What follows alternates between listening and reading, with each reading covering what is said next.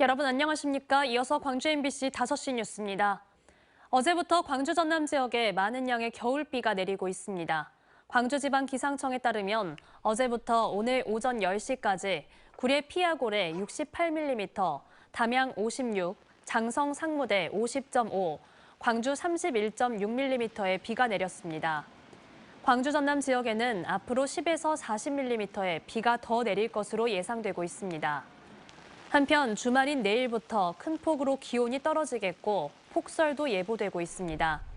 내일 아침 최저기온은 0에서 4도 분포로 오늘 아침 최저기온보다 10도가량 더 낮겠습니다.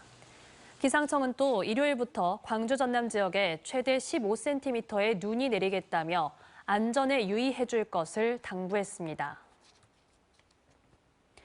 영암 오리농장에서 검출된 H5형 AI 항원이 고병원성 조류 인플루엔자로 확인됐습니다. 농림축산식품부는 오늘 영암 육용 오리농장과 김제 산란계 농장에서 각각 H5형 고병원성 조류 인플루엔자가 확진됐다고 밝히고 농가들의 방역수칙 준수를 재차 당부했습니다. 이번 확진으로 올겨울 발생한 고병원성 조류 인플루엔자는 전남 3건을 포함해 전국 15건으로 늘었습니다. 브로커에게 돈을 주고 제3자 인사를 청탁한 혐의를 받고 있는 전남경찰청 퇴직 경찰관이 구속됐습니다. 광주지검은 지난 2021년 전남경찰청 경위에게 승진 청탁 목적으로 받은 수천만 원을 앞서 구속된 이모 경감에게 건넨 혐의로 전남경찰청 퇴직 경찰관 정모 경감을 구속했다고 밝혔습니다. 이 경감은 받은 뇌물을 브로커를 통해 당시 전남경찰청장에게 건넨 혐의로 구속돼 지난달 23일 재판에 넘겨진 바 있습니다. 28년 만에 붙잡힌 강남 뉴월드 호텔 조폭 살인 사건의 공범이 중형을 선고받았습니다.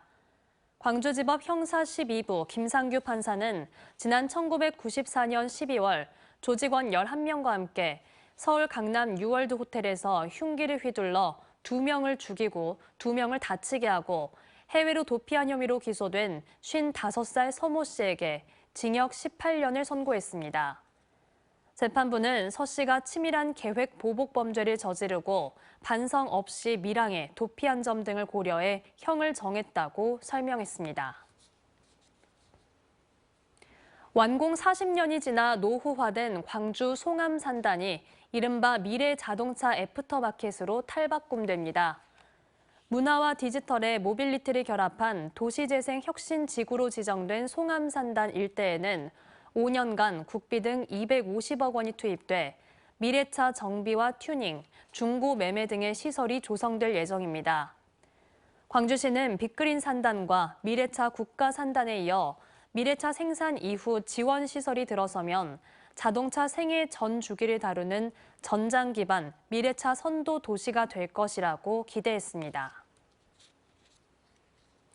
오늘 새벽 5시 50분쯤 광주 서구 치평동의 한 도로에서 25살 김모 씨가 운전하던 승용차가 마주오던 차량 2대와 잇따라 부딪혔습니다.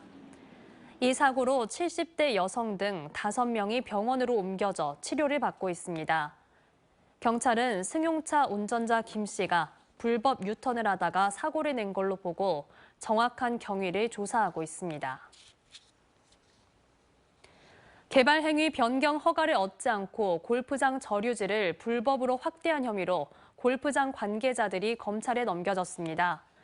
전남청 반부패 경제범죄 수사대는 지난 5월 나주시의 승인 없이 골프장 저류지의 저수 용량을 늘리고 깊이를 확대한 혐의로 나주의 한 골프장 대표이사와 공사 관계자 등 5명을 검찰에 넘겼습니다. 언제 어디서나 내 손 안의 뉴스. 광주 MBC 뉴스 유튜브 구독으로 함께하세요.